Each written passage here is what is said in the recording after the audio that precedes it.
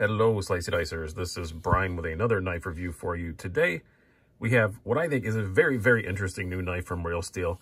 It is the Rokot, and I did make sure I'm pronouncing that correctly. I spoke on Instagram with the designer, Ivan Braginets, and he assured me that's how you pronounce it.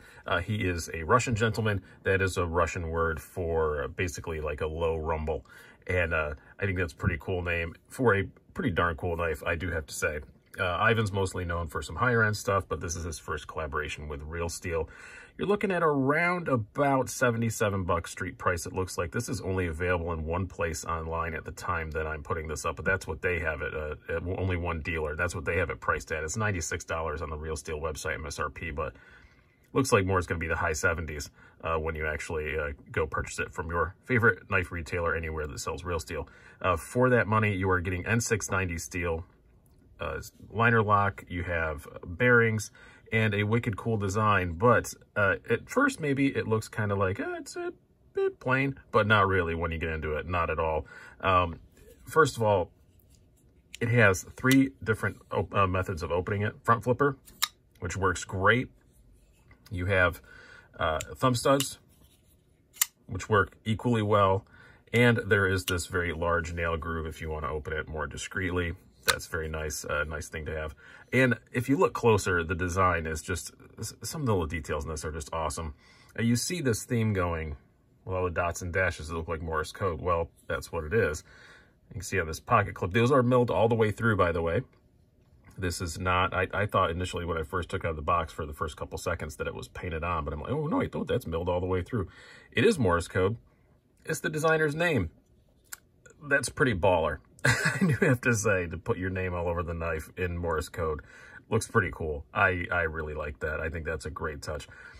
Pretty unique hardware. These are indicative of Ivan's other designs. You can just use regular flatheads. You have to have kind of a tiny one for that, but I've got those. A lot of people will. A fairly normal size flathead for the pivot.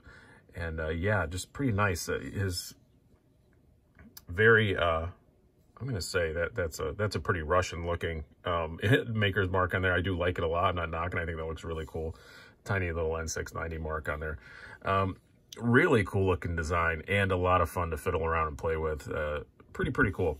But let's get going and talk more about this with some specs and some size comparisons as we are oft to do around here. And then we'll break this down a little bit more. You have an overall length of 8.3 inches, a blade length of 3.75 inches. You have a blade thickness of 0.14 inches, handle thickness of 0.5 inches, and a weight of 3.95 ounces according to my scale. So a little over that ounce per inch ideal ratio, but not too bad. Not enough that I'm going to worry about it at all. Now, size comparisons. Let's bring our usuals first. We have your Spyderco Paramilitary 2. See, this is a pretty long knife, a little bit bigger than a PM2, and we'll put the Para 3 down here as well in case you happen to have one of those to put it next to. There you go. And our usual Benchmades, we have the full-size Griptilian and the full-size Bug Out. So you see, it's a pretty good sized knife. And now we'll bring out some other kind of larger budget stuff. Let's bring out, first of all, one of the most ubiquitous, one of the most iconic, I guess you call, Ontario Rat Model 1. Very similar overall length to a Model 1. And the Civivi Shredder, another fairly large budget folder. Just a little bit shorter than a Shredder. Now, lastly, going to bring out another fairly large front flipper I just reviewed, and one of my favorites. We have, this is the Artisan Cutlery Centauri by Ray Laconico. I said that was a big front flipper. You can see this is just a hair bigger than that. So really good sized knife, which leads us into the blade. Not only is it a good sized knife, it's a really good, like, just working blade. I mean, a lot of front flippers people kind of discount as just fidget toys or whatever. This is not that at all. This is definitely meant to do some work. You can tell just by the blade. N690 steel, I'm perfectly fine with seeing in this price range. Absolutely. I found it very easy to sharpen, very easy to work with, holds a good enough edge. Pretty stain resistant, good stuff. No problem there at all with the blade steel. And it's nice to see something different in a sea of D2 that you see at this price range. So I really do like seeing that. Blade stock is thick enough to do some real work, but not super ultra thick. So I do appreciate that. And 17 thousandths behind the edge with a very high flat grind. This thing slices extremely well, but doesn't give up on having a really good tip on it. It's still got a really great, you know, tough piercing tip on it. It's a really great blade shape. I really enjoy working with this. It's a really nice blade shape to use. I have zero complaints there about the blade at all. Ergonomically, it's pretty good. I love where the jimping is. It's got just enough jimping to really lock you in there. You can see that you can choke up a little bit if you want to. There's jimping there to provide for that, to hold you in a little bit, to keep you from sliding forward. I wouldn't do that on really heavy duty stuff because there's no real choil there. If you're going to be really working hard, it's probably better to stay back here just to make sure you don't slip forward. But the great grippiness from all this Morse code stuff on the G10, it's pretty comfortable. I do have a bit of a hot spot from the backspacer. This FRM backspacer does dig into my palm a little bit, but I have sensitive work at home, sit in office palms, so don't blame me for that. But you might not have that problem, but for me, it's just a little bit. One of my buddies has one of these, and he doesn't have any problem with it at all. Levon from Knife Nuts, and he says his is fine. So it might just be a my hand thing. And if I grip it like that, I don't have it anymore. So not a big issue, but something I have to bring up because it does kind of bother me just a little bit. But other than that, ergonomics are pretty good. It's not like mind-blowingly awesome, but pretty darn good. As far as the carry goes, also in that pretty darn good category, you can see it's not very tall. I mean, let's compare it to what something like, we'll bring out the PM2 again. You can see it's not nearly as tall as a PM2. Kind of an unfair comparison. PM2s are very tall. Let's bring out the Rat Model 1. Yeah, it's even a little bit shorter, you know, than the Rat Model 1. So, which nobody complains about that being a brick. So that shouldn't be bad. Nice deep carry clip. Pocket tension is perfect. Slides in and out easily. And you do get, I have to say, as far as pocket clips sticking out of your pocket, that's just cool.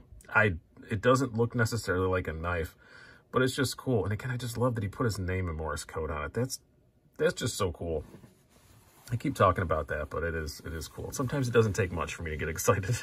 And no flipper tab sticking out, so it's great. Going in your pocket, there's not really like anything sharp, not a lot of jimping that you're rubbing your hand on or anything. It does not take up a whole lot of room. It carries very well.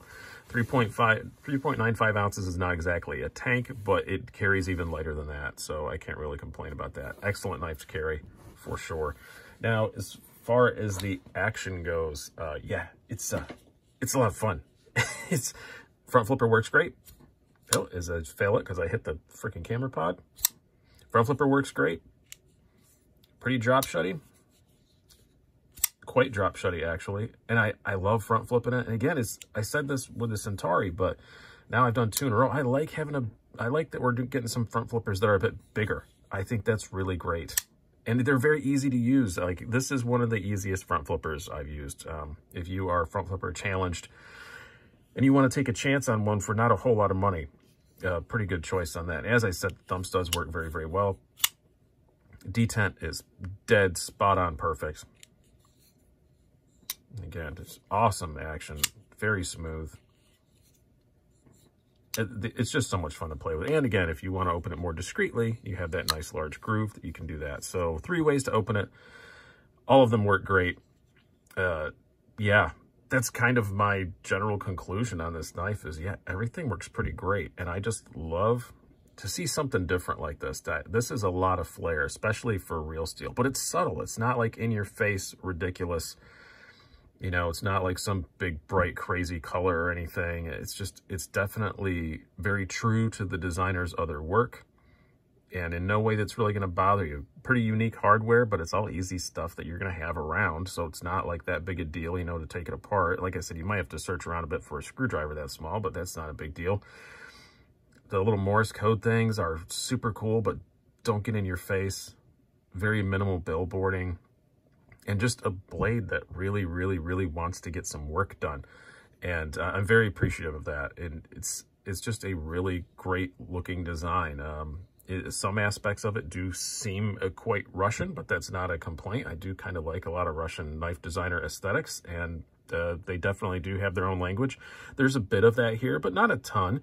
It does also just look very unique, very uniquely Ivan's, and that's a huge compliment to the designer because I think it looks cool. It works great. Really awesome knife, I do have to say. It's probably in my, right now it will be on the list for my top 10 budget knives of the year. It's a really cool knife. Good job, Ivan, and good job, Real Steel. I'm really enjoying this thing and look forward to enjoying it for many moons to come. Hope you guys have enjoyed this as much as I have. I've been Brian. Have a good one.